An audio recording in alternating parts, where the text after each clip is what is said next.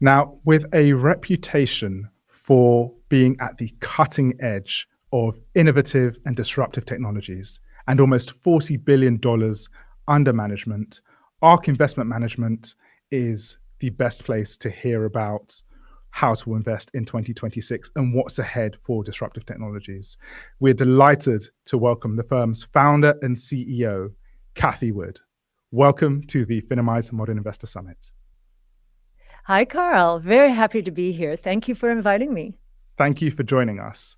So maybe let's just set the stage. You've built your reputation on making bold, contrarian claims.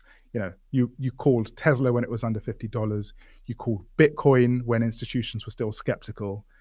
Your Big Ideas report talks about us entering the second half of the chessboard in terms of computational progress. As we look at the year just gone and we look ahead to 2026, what's the biggest disconnect you're seeing between what markets are pricing, but where you believe the world is actually heading?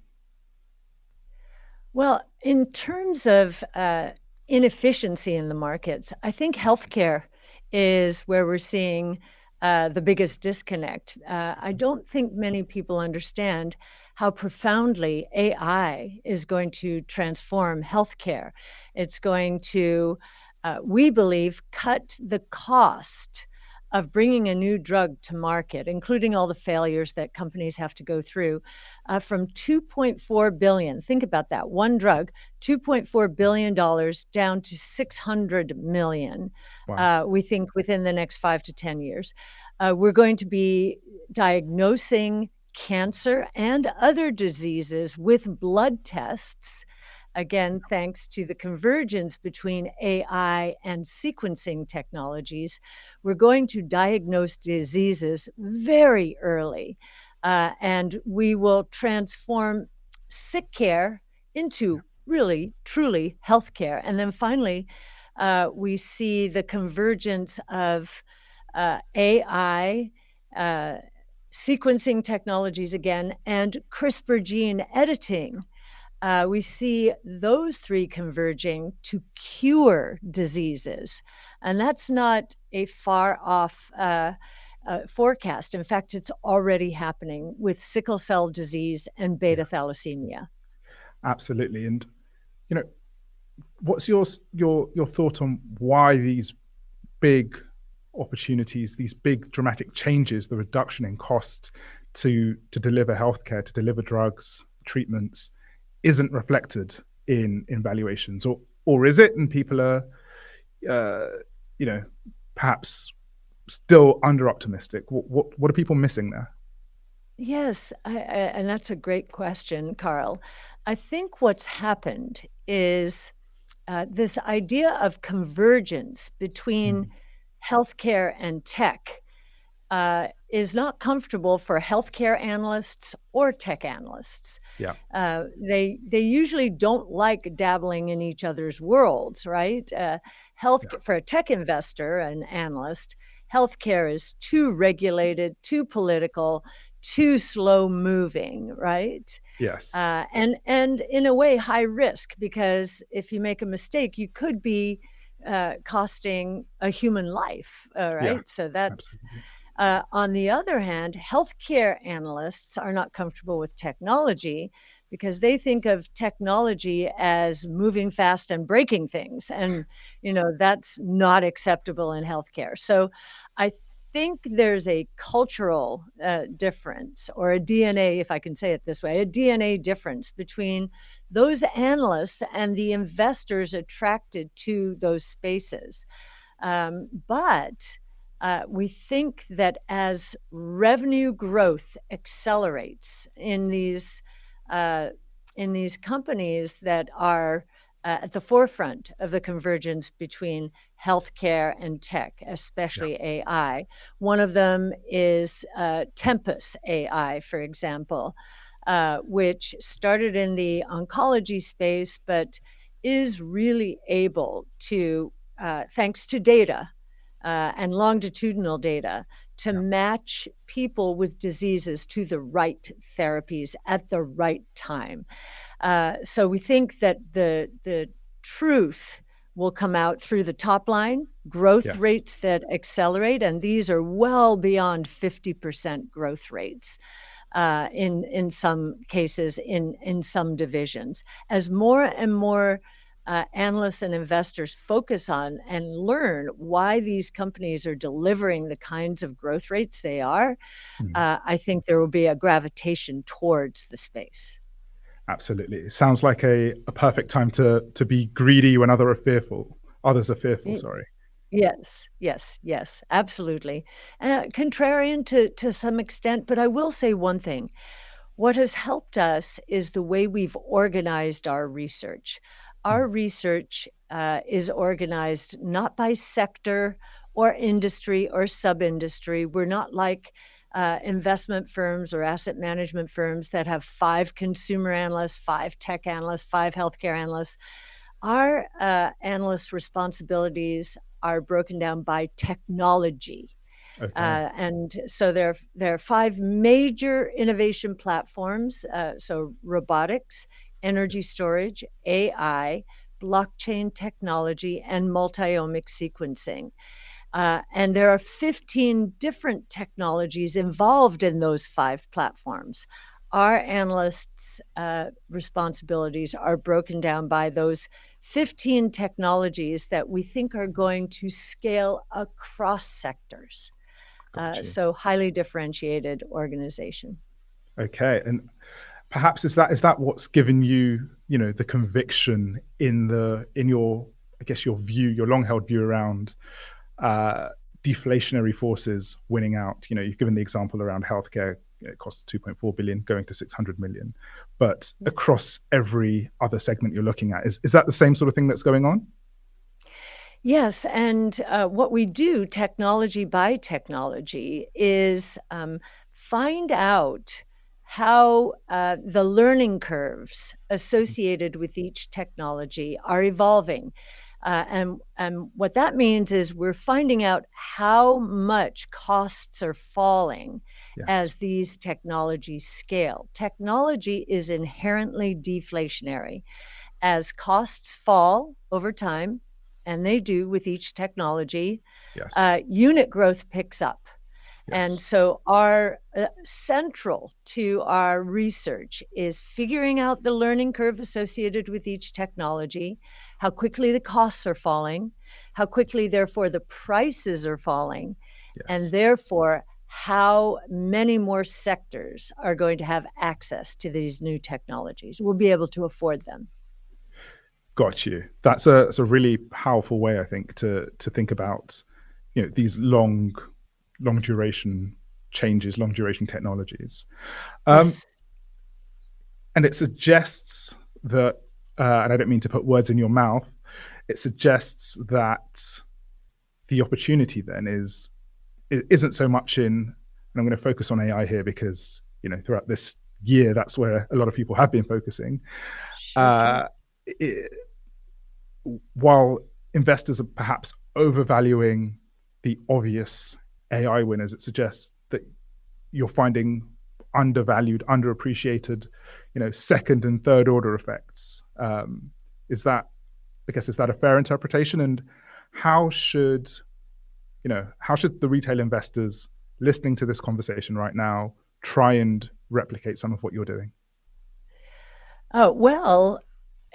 Interestingly, if you look at our U.S. portfolios, we disclose our holdings at the end of every day.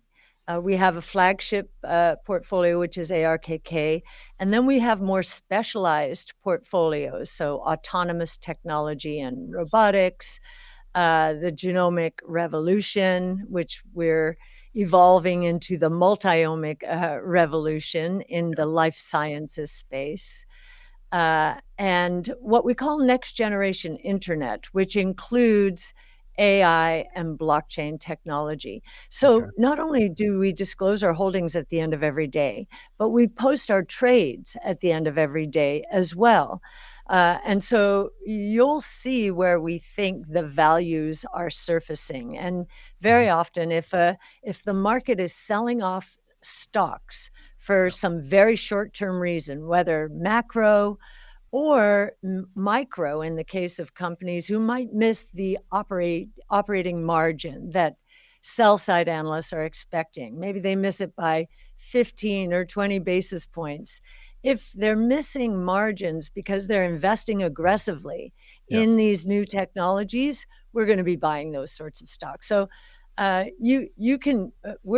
very transparent, and one of the reasons we are is, we realized after 08, 09 how much trust that had been lost in the financial markets, and so we want our clients and our prospective clients, or just people interested in what we're doing, to take the journey with us.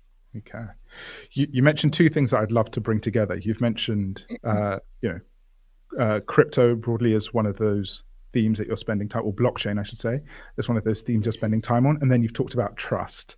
And at the axis of those two things lives Bitcoin.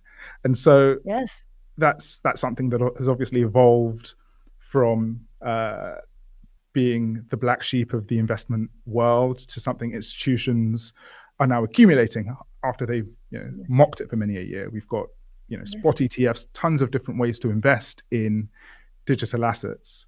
Now, my understanding is your view is, stable coins are, I guess, one of the big frontiers here, and are driving some impacts around the dollar and other currencies.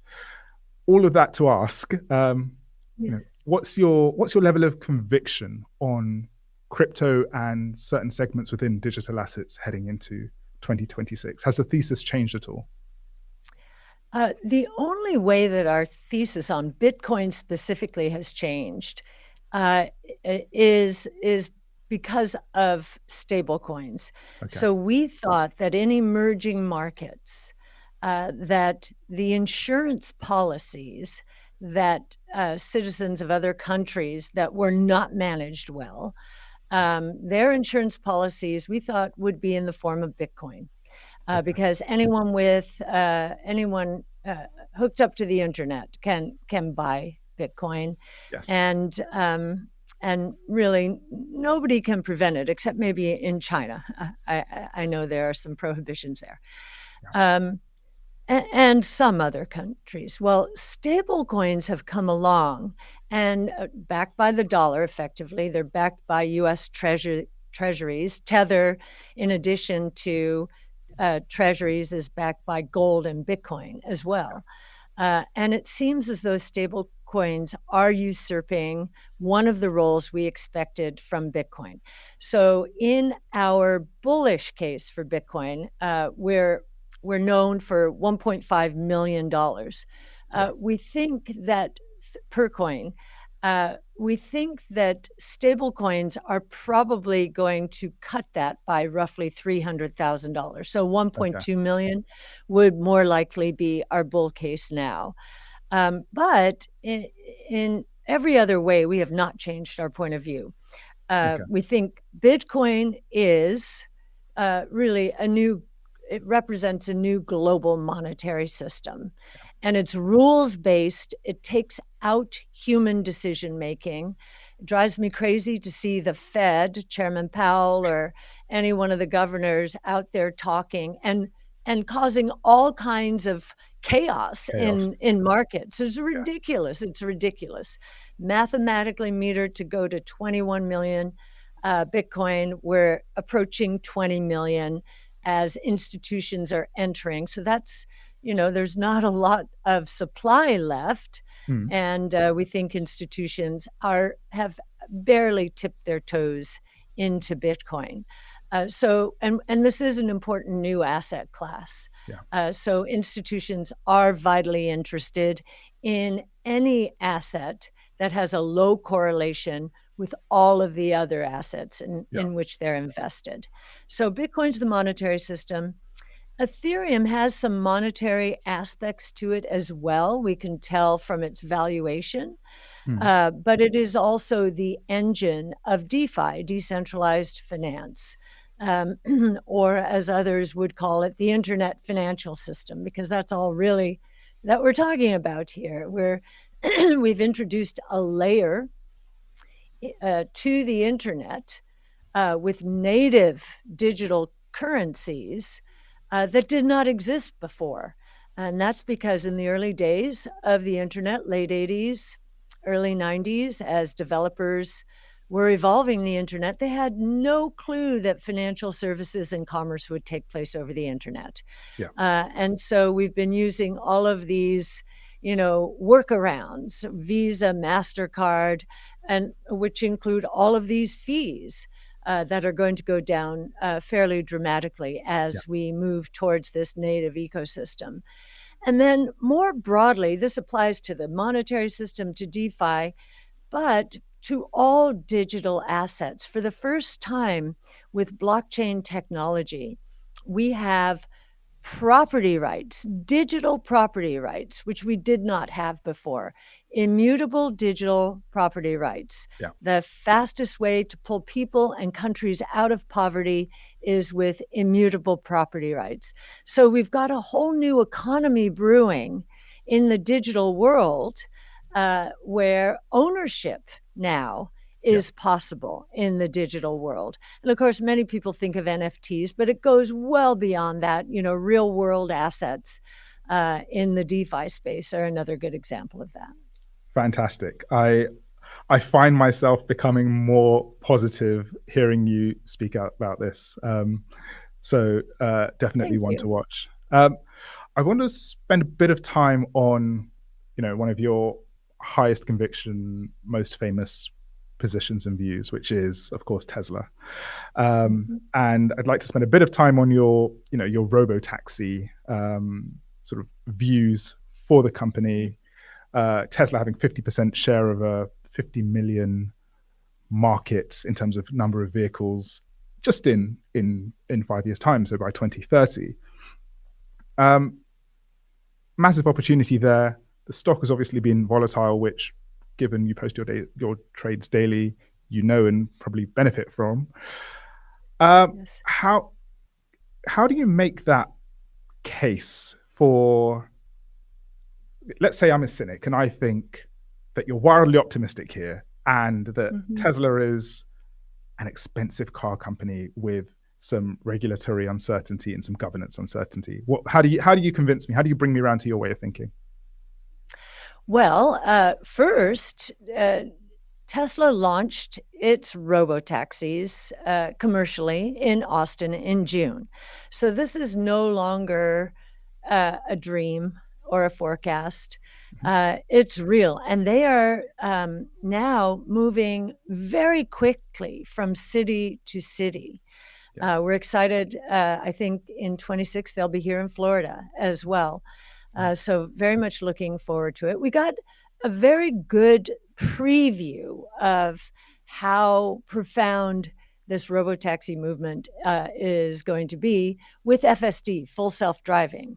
And full self-driving we have had for quite some time. We know in Europe and Asia that regulators have not really opened up very much, except for in the Middle East, to the robo-taxi opportunity. That's gradually changing. So more and more people will get the clue that we got about robo-taxis from FSD. They'll get that clue pretty soon.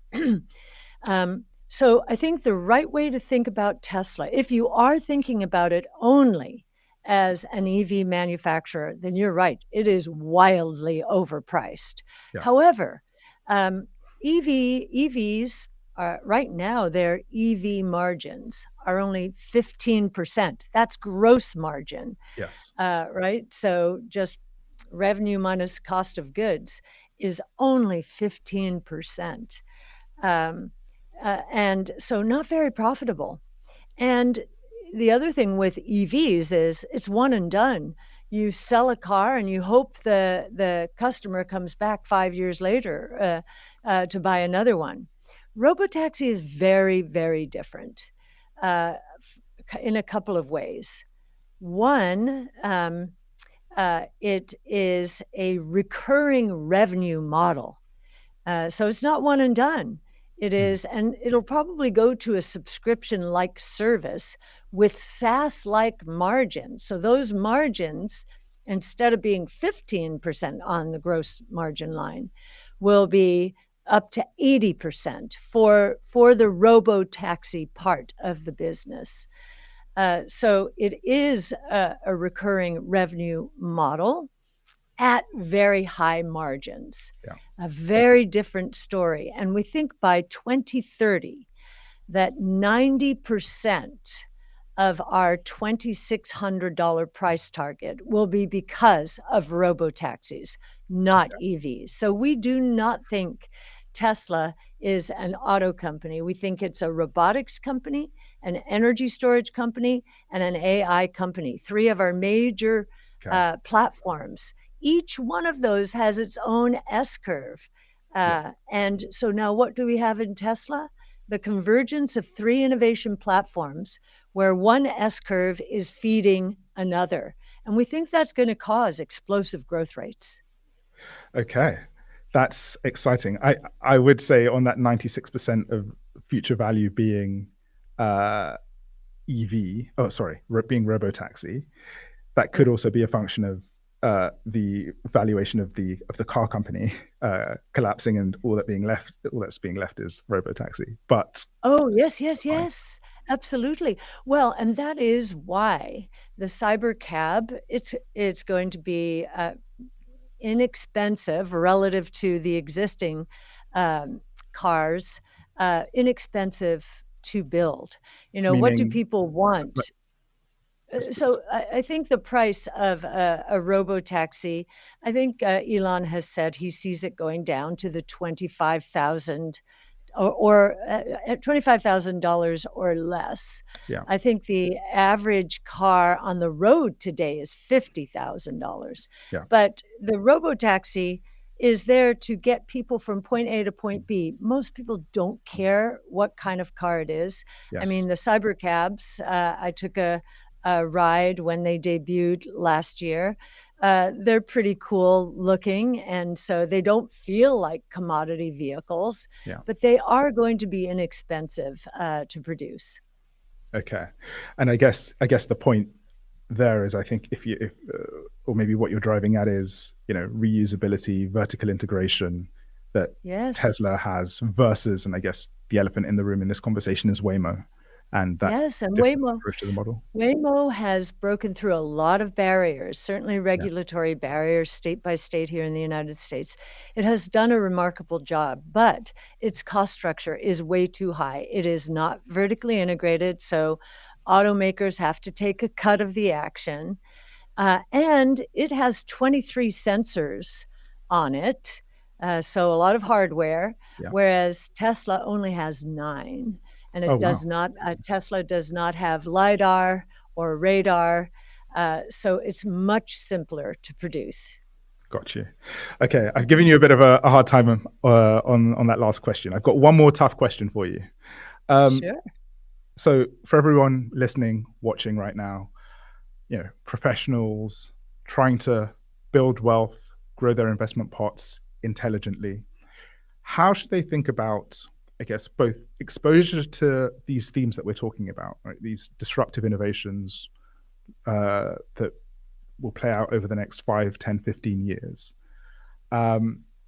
both in general, but also via ARK, in that you run active funds, but you are also competing against passive funds. So what's the case for, active management in this environment especially with a long time horizon? Well, and it's a great question, because for the last 30 years, the market has been moving towards passive strategies or benchmark sensitive. After the tech and telecom crash or bust, and even more so after 08, 09, many investors who used to be active and who did not use benchmarks as a screen for their own ideas, they used their own research, which is what we do now. They've moved towards using these big broad-based benchmarks as their guides. If we're right, and these 5 innovation platforms evolve, converge, and create a deflationary deflation in a good sense of the word, environment, then that is going to put at risk the traditional world order that is dominating those benchmarks.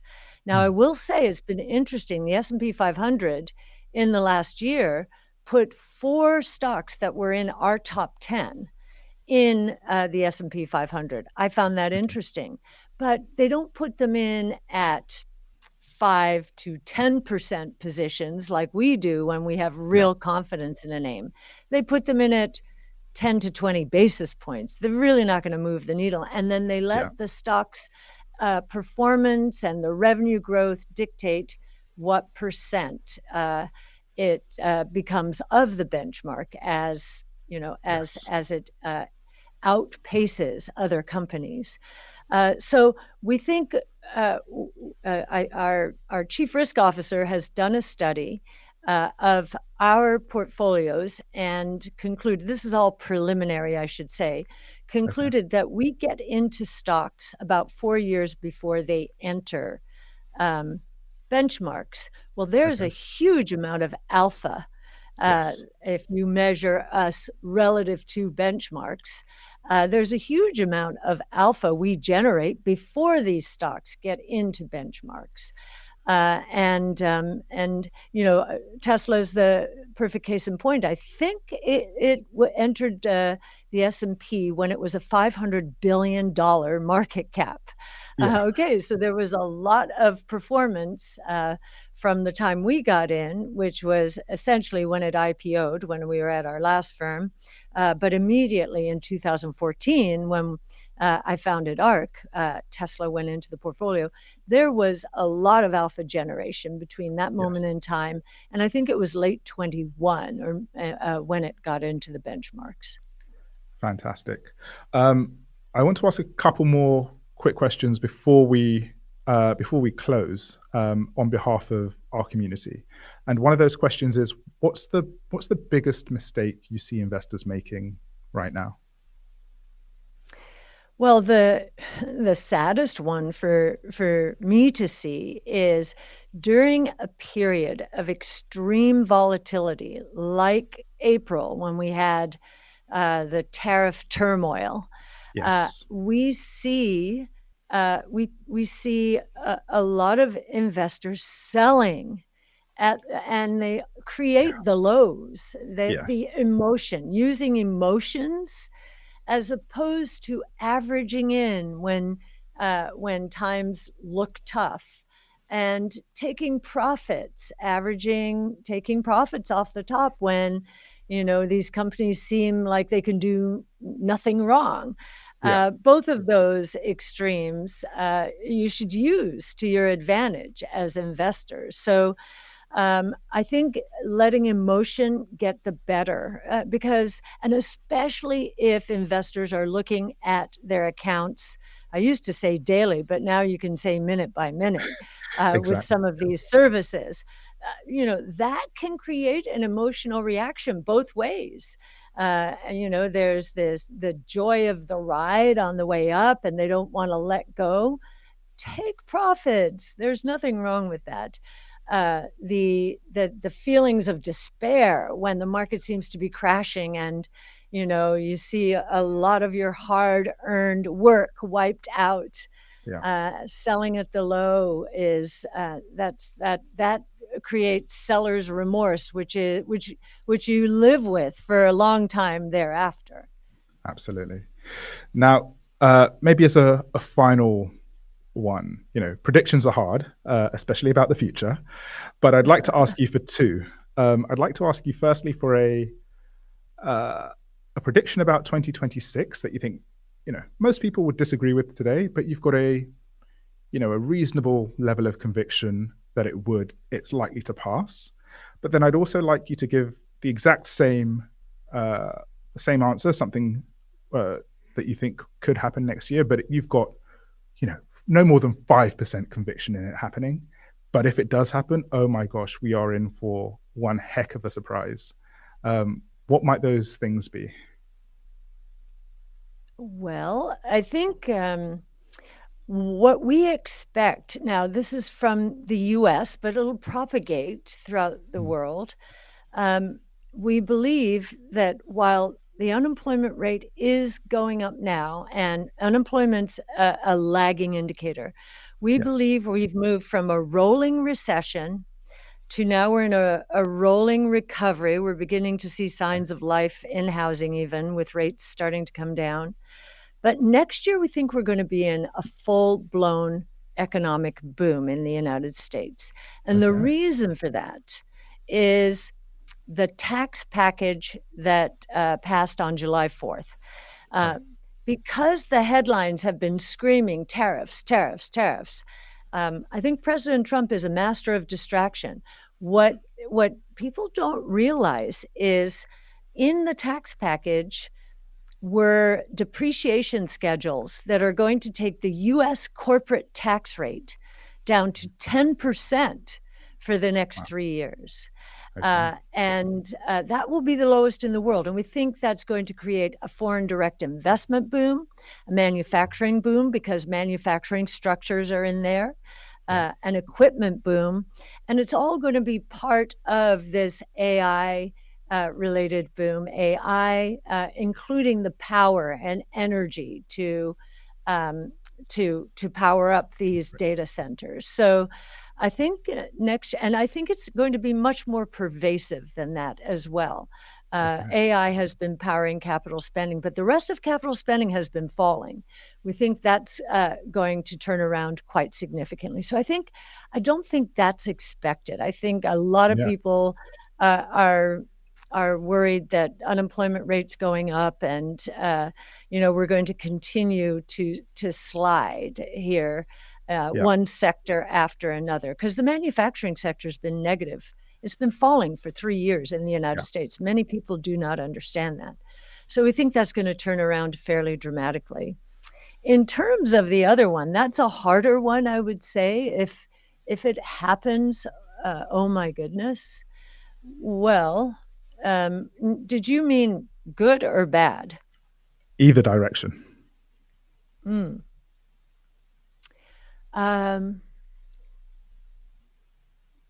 That is a really hard. Well, I'll tell you what would be very unexpected from our point of view.